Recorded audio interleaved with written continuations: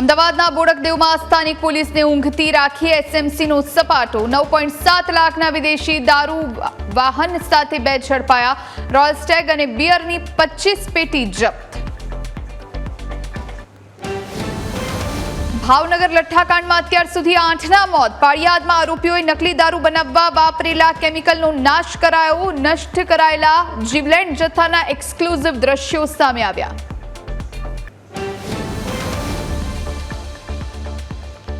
મહિલા ડોક્ટર પર હુમલો કરનાર ઝડપાયો. હવે પોલીસની કડક કાર્યવાહી થશે.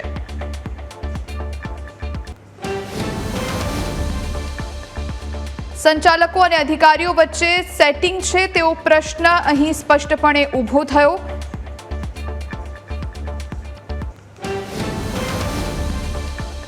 વાવ થરાદમાં વરસાદ ખેંચાતા 5 બ્રાન્ચ કેનાલોમાં છોડાયું નર્મદાનું પાણી. ચોમાસુ પાકને મળ્યું નવું જીવનદાન. સિંચાઈ માટે નીર મળતા ખેડૂતોમાં ખુશીની લહેર.